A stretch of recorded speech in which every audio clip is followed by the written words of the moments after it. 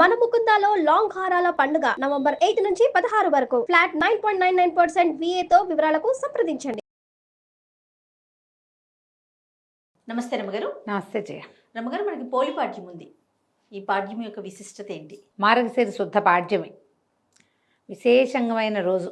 ఈ రోజున మనం ఏం చేస్తాము, ఈ నెల రోజులు కార్తీక మాసం పూర్తి చేసాము. నెల రోజుల కార్తీక మాసము శరదృతువు. అమావాస్య వెళ్ళగానే హేమంత ఋతువు ప్రారంభమవుతుంది. హేమంతంలో మంచు, అప్పటికే మంచు మొదలైపోతుంది. నీకు కార్తీకం చివరికే బాగా పొగ మంచు వచ్చేస్తుంది.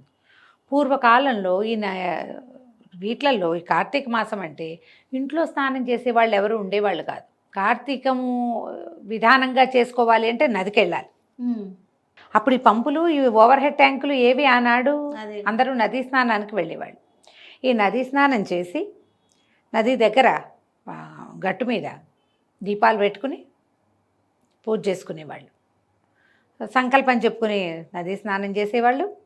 తర్వాత నదికి సమీపంలో ఏదైనా దేవాలయం ఉంటే దేవాలయంలో దీపారాధన చేసుకోవడం, లేదా నది ఒడ్డునే దీపారాధన చేసి ఓ పండో ఫలమో పట్టుకెళ్ళి నివేదన చేసి కార్తీక స్నానం అయ్యింది అనిపించుకుని ఇళ్ళకి వచ్చేవాళ్ళు. హేమంతం మొదలు పెట్టంగానే ఇంకా మంచు దట్టం, ఒక్క రోజులో తేడా వచ్చేస్తుంది. అవును. అయితే ఈ రోజున ఏం చేసేవాళ్ళు, ఈ మన నీళ్లలో దీపాలు విడిచిపెట్టేవాళ్ళు. అవతల నుంచి వచ్చే వాళ్ళకి ఒక వెలుగు, కనువెలుగు కనపడేలాంటి ఒక క్రియ. ఇక దీపారాధనలు లేవు. బయట ఆరు బయట దీపారాధనకి రావటం, ఆరు బయట స్నానానికి రావటం లేనే లేదు. దీంతో ఎండు. అమావాస్య నాడు పూజలు ముగించుకుని పాడ్యమి నాడు ఈ దారి దీపాలు, నీటి దీపాలని వదిలిపెట్టి నమస్కారం చేసుకునేవాళ్ళు. అరటి దొప్పల్లో కొద్దిగా చిన్న గుండు ఇవి చేసి ఒత్తులు, ఆవునేతితో తడిపిన ఒత్తుల్ని పెట్టి వెలిగించి నీటిలో దండం పెట్టి పసుపు కుంకుమ పువ్వులు అలంకారం చేసి కార్తీక దామోదర ప్రీత్యర్థము చిట్ట చివరి దీపాలు ఇవని నీటిలో వదిలిపెట్టేవాళ్ళు. ఈ ఒక్క నెల తప్ప, కార్తీకం తప్ప అసలు బయట దీపారాధనకి వెళ్ళేనేది ఏ సందర్భము మనకు కనపడదు. ఇది ఒక్కటే. ఓకే, ఈ ఒక్క నెలే కదా. అయితే ఏమైందట, ఈ పూర్వం ఈ ఇట్లా పూజలు చేసుకునే కాలంలో ఒక చాకలి కుటుంబంలో ఒక 5గురు మగ పిల్లలు ఉండేవాళ్ళు, రజకులు. 5గురు పిల్లలు ఉంటే ఆ అత్తగారికి, ఆవిడకి చాలా డంబంగా గ్రాండ్గా పూజ చేయటము, గొప్పగా మేము పూజ చేస్తాం, స్నానం చేస్తామని చెప్పుకోవటము, అలాంటి భావాలు ఉండేవి. అయితే వాళ్ళకి 5వ అబ్బాయి కూడా పెళ్లి చేశారు, ఆఖరి అబ్బాయికి కూడా పెళ్ళి అయింది. 4 కోడళ్ళు అత్తగారితో కొంచెం తానా తందానా అనేవాళ్ళు. ఆఖరి కోడలుగా వచ్చినటువంటి పోలాలు, అమ్మాయి పేరు పోలి, పోలమ్మ పోలాలు అనేవాళ్ళు. ఈ పోలి ఇంకా భక్తురాలు. అది చాలా భక్తి శ్రద్ధలతోటి దైవనామస్మరణ చేసుకుంటూ పూజ చేసేది, వంచింతలు ఎత్తకుండా పనిచేసేది, మహావినయంతో భక్తితో ప్రవర్తించేది. ఈ అత్తగారి డంబాచారానికి, దీని వినయానికి, చిన్నపిల్ల వినయానికి కాంబినేషన్ బాగా కుదిరేది కాదు. ఆవిడ నేను అది చేస్తా ఇది చేస్తా అంటే పిల్ల అది చేసేసేది. మాటల పోగులు వేరే ఉంటాయి, క్రియాశీలకత్వం వేరే ఉంటుంది ఎప్పుడూను. అయితే ఈవిడికి కోడలి పూజ, దాని శ్రద్ధ ఒళ్ళు మండేది. ఏమిటి దీని గొప్ప అనిపించేది.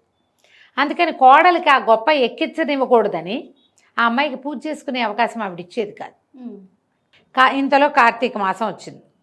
కార్తీక మాసం వస్తే అత్తగారు పెద్ద కోడళ్ళని 4గురిని తనతో పాటు కార్తీక స్నానాన్ని తీసుకెళ్ళేది. అత్తగారు మహాభక్తురాళ్ళని నమ్మేవాళ్ళు పెద్ద కోడళ్ళు. వాళ్ళకి చిన్న కోడల తాలూకు ఆ సింపుల్ భక్తి ఎక్కేది కాదు. కానీ అత్తగారికి తెలుసు ఈ పిల్ల సింప్లిసిటీలోనే నిజమైన భక్తి ఉన్నది, తను కొంచెం ఓవరాక్షన్ చేస్తాను తెలుసు, కానీ ఆ పిల్ల గొప్ప ఆవిడ ఒప్పుకునేది కాదు. ఇలాంటి వాళ్ళు ఉంటారు కదా. అయితే ఏం చేసేది, రోజు పెద్ద కోడలు 4గురిని తనతో పాటు స్నానానికి తీసుకుపోయేది. ఈ చిన్నపిల్లకి పాల్ది, గేదెల దగ్గర బాగు చేయి అని ఇలా 100 రకాల పనులు చెప్పేది. పిల్ల ఇంకా నదీ స్నానానికి వెళ్ళలేక ఇంట్లోనే నీళ్ళు పోసుకుని నిశ్శబ్దంగా దీపం పెట్టుకునేది. దీపానికి కూడా ఇంట్లో పెద్ద ఆసరా ఏం ఉంచేది కాదు అత్తగారు. పిల్ల ఏం చేసేది, రోజు మజ్జిగ చేసేది కదా. ఆ కవ్వానికి కొంత జిడ్డు ఉంటుంది. పెరట్లో ఉన్న పత్తి చెట్టు నుంచి కొద్దిగా పత్తి తీసుకుని అవి ఆ చల్లకవ్వంలో దాన్ని టైట రాపాడిస్తే కొంచెం జిడ్డు అంటుతుంది. దాన్ని వెలిగించి దీపం కనపడకుండా దాని మీద బుట్ట బోర్లించి దీపాన్ని సానుకూలంగా పెట్టుకునేది. అత్తగారు వచ్చేసరికి దీపం వెళ్ళిపోయేది కూడా. దీపం పెట్టిందని పెద్దగా ఎవరికీ తెలియదు. తనకు దేవుడికి తెలిస్తే చాలు. జనాలు చూడటం ఎందుకు, మన దీపాలు ఇప్పుడు మనం ఎట్లా అయ్యాం, మనం ఏం చేస్తున్నామో ప్రపంచమంతా చూడాలి. ప్రపంచం కోసమే, ప్రపంచం కాదు. మనం లేవు, దేవుడు అసలు లేడు. అసలు మిగిలిందంతా ప్రపంచమే. అవునండి. వాళ్ళకి చూపించాలి, వీళ్ళకి చూపించాలి, నేను ఇట్లా చేశాను, నాకు అంత బాగా వచ్చు, నాకు అదేమిటో వచ్చు. అసలు విషయాన్ని వదిలేస్తున్నాం. ఏంటేంటో కొత్త వింతలు, కొత్త పోకడలు, పూజా విధానంలో కూడా ఎన్ని తీసుకొచ్చేసారు. ఎన్నో ఎన్నో ఎన్నో పద్ధతులు. అంతే, ప్రపంచం కోసమే చేస్తాం. ఈ అమ్మాయికి ప్రపంచ పూజ లేదు, దైవ పూజ మాత్రమే ఉంది. నెల గడిచింది. నెల గడిచేసరికి చివరికి అమావాస్య నాడు వచ్చింది. అమావాస్య తెల్లవారితే పోలిపాడ్యమి. అందరూ స్నానాలకు వెళ్ళిపోయారు. నది ఒడ్డున దీపాలు వదిలిపెట్టారు. నదిలో దీపం మరి దీపాలు వదిలిపెట్టాలని క్రియ ఉందిగా. వాళ్ళంతా దీపాలు వదిలిపెట్టుకుని పెటక బెల్లాలు పంచిపెట్టుకుని అందరికీ ముత్తైదులకి బొట్లు కాటికలు పెట్టి బోల్డ్ చేసుకున్నారు. ఈ పిల్ల అయ్యో ఈ ఆఖరి రోజునైనా నీటిలో దీపం వదిలిపెట్టలేకపోతేనే ఇట్లా చేసుకున్నాను అని ఏం చేసింది, మళ్ళీ కాస్త ఒత్తి తీసి చిలికిన వెన్నని ఆ ఒత్తికి పట్టించి దీపం వెలిగించి ఏం చేసింది, దండం పెట్టుకుని నీటిలో వదలాలి. వాకిట్లో చాకటి బాణ ఉంది, వాళ్ళకి చాకింటి బాణ అంటారు. పెద్ద బాణలు ఉంటాయి రజకుల దగ్గర, ఇది వరకు ఉండేవి. ఇప్పుడు ఏం చేస్తున్నారో అని కమ్ము బిడవటం అని ఒక పద్ధతి ఉంటుంది.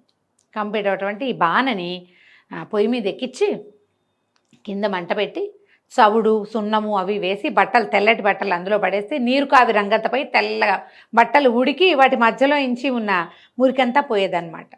కమ్ము పిడిచేవాళ్ళు. అదొక పద్ధతి ఉండేది. నా చిన్నప్పుడు నేను కూడా చూసేదాన్ని, నాకు బాగా తెలిసేది. బట్టలు కాగులో వేసేసేవాళ్ళు అనమాట. ఈ పెద్ద బాణ ఎక్కువ బట్టలు జాడించడానికి కూడా ఆ బాణ వీలుగా ఉండేది. బాణలో నీళ్లు ఉన్నాయి. ఈ అమ్మడి ఏం చేసింది, ఈ దీపం వెలిగించిందిగా, వెలిగించిన దీపాన్ని బాణలో వదిలిపెట్టింది. బాణలో అది ఇట్లా కదులుతోంది. దండం పెట్టుకుంది, ఇదే నదనుకో నాయన, ఇదే నదనుకో, నేను ఇంతే చేయగలుగుతాను, కానీ పద్ధతి విధానం మాత్రం మానకుండా దండం పెట్టుకుంది. ఎప్పుడైతే ఈ పోలి నీటిలో వదిలిపెట్టి కార్తీక దామోదర ప్రీత్యర్థం ఈ దీపాన్ని వదిలిపెడుతున్నానని పెట్టుకుందో వెంటనే వైకుంఠంలో ఉన్న విష్ణు పార్షదులకి ఆజ్ఞ వచ్చింది. భూలోకంలో ఫలానా ఒక పల్లెటూరులో రజకుల ఆ ఇంటి కోడలు ఆఖరి పిల్ల పోలి ఆ అమ్మాయిని తీసుకురండి అని. విమానం వచ్చింది. విమానం దిగుతోంది. పైనుంచి దిగుతుంటే ఈ చెరువు గట్టునున్న వాళ్ళంతా చూశారు. చూసి ఆ కోడళ్ళు అన్నారు, ఆహాహా మా అత్తగారు అద్భుతమైన భక్తురాలు, నెల రోజుల నుంచి తను దీపాలు పెట్టింది, తను స్నానం చేసింది, తను మంచి పని చేసింది, మాతో కూడా చేయించింది, మా అత్తగారి కోసమే విమానం వస్తుంది అనుకున్నారు. విమానం చెరువు గట్టున ఆగల, నది ఒడ్డున ఆగకుండా ఊళ్ళోకి వెళ్ళింది. ఊళ్ళోకి వెళ్ళి ఆ అమ్మాయిని, ఈ పోలమ్మని చేతులు పట్టి లోపలికి తీసుకున్నారు. వీళ్ళు ఎలా ఉంటారంటే విష్ణు పార్షదులు సాక్షాత్ విష్ణు స్వరూపులుగా ఉంటారు. శంఖచక్రాలు ధరించి పద్మమాల అలంకృతులుగా ఉంటారు. మెడలో తామర పూల మాలలు ఉంటాయి. పెద్ద పెద్ద విశాలమైన నేత్రాలు, తిరునామాలు, సాక్షాత్ విష్ణు స్వరూపులుగా ఉంటారు. మీరు గమనించండి, విష్ణువాలయాల్లో గుమ్మానికి అటు ఇటు జయ విజయులు నుంచుంటారా, వాళ్ళు ఎట్లా ఉంటారు, శంఖచక్రాలు ధరించి శంఖచక్ర గదా పద్మహస్తులుగా ఉంటారు. మెడలో పద్మమాల అలంకృతగా ఉంటారు. మెడలో పువ్వుల దండలు ఉంటాయి. ఆ దండ ఏదో పువ్వులు కాదు, పద్మాలే. అవునండి.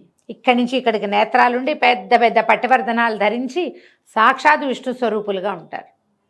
వాళ్ళు ఎక్కించుకున్నారు అమ్మాయిని. ఎక్కించుకునేసరికల్లా విమానం చెరువు గట్టు మీద నుంచి వెళ్ళంగానే అమ్మో పోలికి విమానం ఎక్కేసింది, దాన్ని తీసుకుపోతున్నారు, నేను మాత్రం ఎందుకు వెళ్ళకూడదని అత్తగారు ఏం చేసింది, ఆ విమానంలో కొస కూర్చుని కాళ్ళు వేళ్లాడేసుకున్న పోలమ్మ 2 కాళ్ళు పట్టుకుంది అత్తగారు. అమ్మో మా అత్తగారు విమానం ఎక్కి ఎగిరిపోతుందని పెద్ద కోడలు, చిన్న కోడలు, నడిపి కోడలు, 4వ కోడలు అందరూ కలిసి ఈ ఒకళ్ళ కాళ్ళు ఒకళ్ళు పట్టుకున్నారు. పొడుగ్గా సాగుతూ వెళ్తుంటే ఈ లోపల ఉన్న వీళ్ళు ఉన్నారుగా విష్ణు పార్షదులు, మీ అందరికీ అవకాశం లేదు, ఇది పోలమ్మకే ఉందని ఏం చేశారు, అత్తగారి చేతులు కత్తితోటి విదిలించేశారు. విదిలించగానే అత్తగారు పడింది, ఆవిడతో పాటు 4 కోడళ్ళు ఢామని కింద పడ్డారు. పోలమ్మని స్వర్గారోహణ చేయించేశారు. ఆ అమ్మాయి మాత్రం విష్ణులోకాలకి వెళ్ళిపోయింది. సశరీరంగా పోలాలకి ఇది లభించింది. ఈ పోలి స్వర్గారోహణ స్వర్గారోహణ అని చెప్పుకుంటాం, కానీ వైకుంఠానికి వెళ్ళింది అమ్మాయి. ఈ కథ చెప్పుకుని దీంతోటే మనం కార్తీక మాసం నెల రోజులు చేసింది పూర్తవుతుంది. నీటిలో దీపం వదిలిపెట్టాలి. ప్రవహించే నీటిలో వదిలిపెట్టగలిగే అదృష్టవంతులు ఎవరైనా ఉంటే హాయిగా చేయండి ఆ పని. మనలాగా సిటీల్లో ఉన్నవాళ్ళు అలాంటివి చేయలేం కదా, అందుకని ఒక టబ్బులో నీళ్ళు వదిలిపెట్టి ఆ నీటిని కదిపి ఆ దీపం నడిచేలాగా చేసినా కూడా మంచిదే. అవకాశం ఉంటే అట్లా చేసుకోవాలి. మన కృష్ణానదిలో స్నానం చేసి నేను అక్కడ మాత్రం దీపం విడిచిపెట్టి వచ్చాను. అవకాశం కుదిరింది, వెళ్ళాను. ఈ సంవత్సరం 2 రోజులు వరుసగా కృష్ణ స్నానం చేసాం మేము.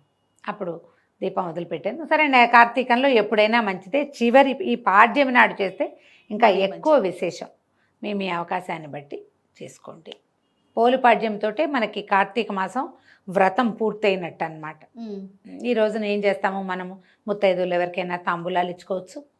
తెల్లవారుజామునే దీపాలు విడిచేస్తాం, రాత్రి కాదు. అవును, తెల్లవారే, పాడ్యమి తెల్లవారుతోనే దీపం విడిచిపెట్టేసేయాలి, స్నానం చేయటం.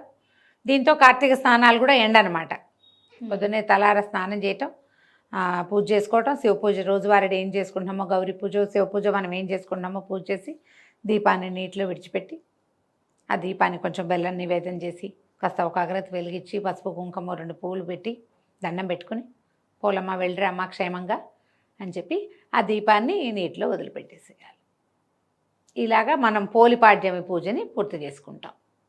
రైట్ అమ్మగారు, నమస్తే. నమస్తే.